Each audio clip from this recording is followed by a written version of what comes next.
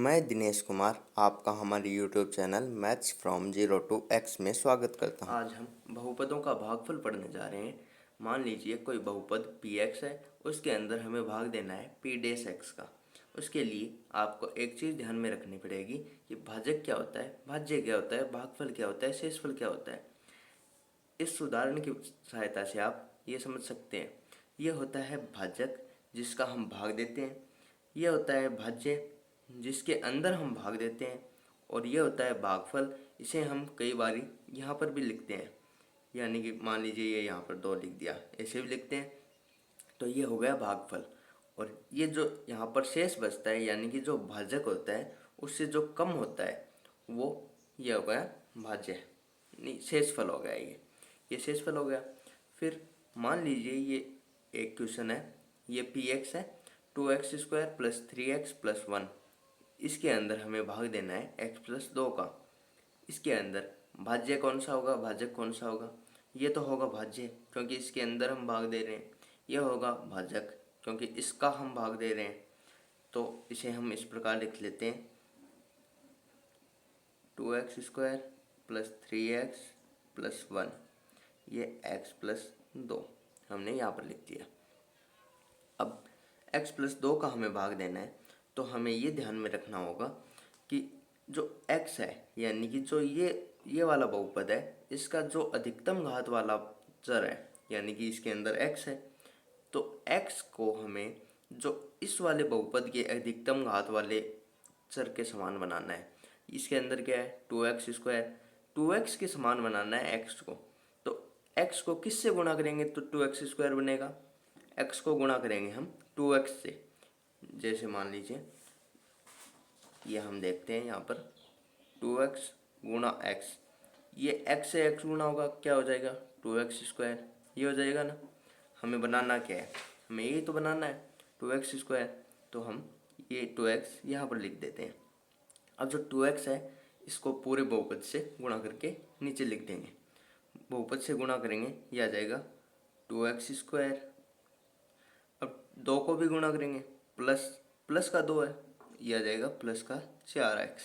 2 गुणा 2 4 और x, है ना। ये हमने लाइन खींच दी। अब इसमें से हमें ये घटाना है, यानी कि अब यहाँ पर कोई भी निशान नहीं है, इसलिए ये प्लस का है। तो प्लस का है, उसे घटाएंगे हम तो ये माइनस का चिन्ह आ जाएगा। और ये भी प्लस का है, इसे घटाएंगे ये माइनस का हो जाएगा। यानी कि 2x² - 2x², ये 0। 3x - 4x, ये माइनस का x। बाद में यहाँ पर जो बचा ये तो हमने कर लिया। अब बचा क्या, एक बचा, एक को हमने यहाँ पर लिख दिया, है ना। अब फिर से वही करना है जो हमने यहाँ पर किया।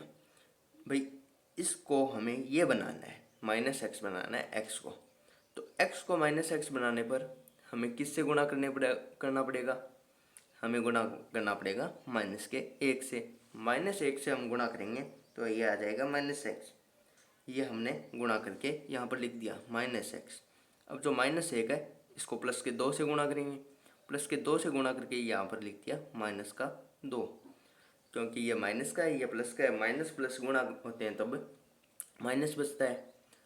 तब हम आगे चलते हैं, ये यहाँ पर माइनस का निशान है, ये हो जाएगा प्लस, और ये प्लस, ये भी माइनस का है, ये भी हो जाएगा प्लस। जो x है ये माइनस का x, ये प्लस का x, इन दोनों को हम जोड़ेंगे तो ये होता है 0। और 1 और 2 कितना होता है, 1 और 2 3, यानी कि हमारा जो शेषफल बचा वो आ जाएगा, ये इसे हम 3 भी तो लिख सकते हैं, 0 + 3, ये 3। आपको ये 0 लिखने की कोई ज़रूरत नहीं है, ये हमने बस आपको समझाने के लिए बताया है। ये आ जाएगा 3, और ये भागफल आ गया 2x - 1, और ये आ जाएगा भाजक x+2, और ये भाज्य, ये 2x² + 3x + 1, और ये रिमेनिंग बच गया। अब शेषफल आपने ये कैसे माना कि भाई ये 3 ही शेषफल है? 3 शेषफल इसलिए माना कि शेषफल वो होता है जो भाज्य जो होता है ना, नहीं भाजक जो होता है, भाजक की घात, यानी कि जो x की घात है वो कितनी है, 1 है।